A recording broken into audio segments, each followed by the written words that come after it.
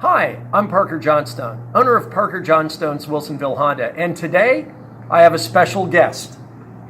The car that started it all for the racing program of American Honda, this 1980s CRX. In fact, today's dominant IndyCar program can be traced all the way back to this very car.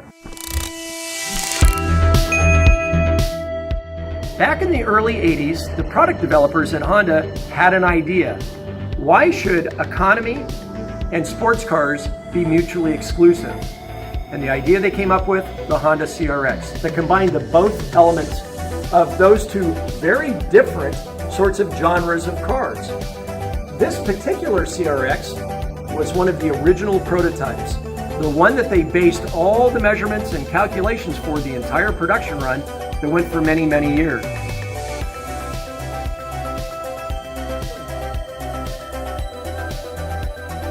Underneath the hood of this particular car is a variant of the 1300cc CVCC motor that powered tens of thousands, if not hundreds of thousands, of CRXs. This one, interestingly enough, was a pet project of Honda's Formula One team, and their engineers and mechanics got to build this engine sort of as an off-season project, the very engine that we see in it today.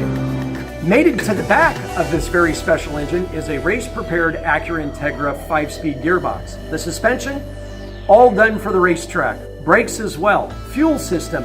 In fact, the shell remains the same and the spirit and the heart remains the same of CRXs, but it is race-prepared with only one destination, and that's victory lane.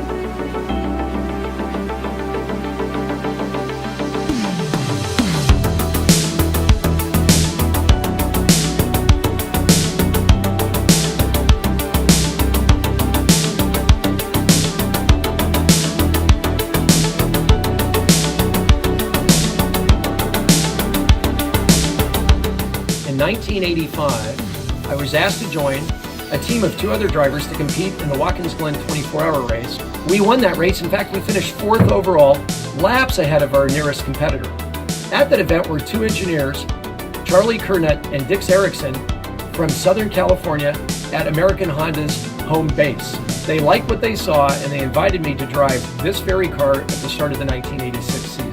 We went on to set track records, both pole positions and race lap records, and won every race during that year. As a result of that performance, I was signed as American Honda's very first race car driver, also with testing and development duties. So this particular car, this Honda CRX, holds a very special place in my heart because without it, I wouldn't be at Wilsonville Honda today, and in fact, my entire racing career would have been very, very different. I was very fortunate a number of years ago to be able to purchase the car and begin its restoration so that for the first time, as I mentioned earlier, in over 30 years, the car will once again return to the track.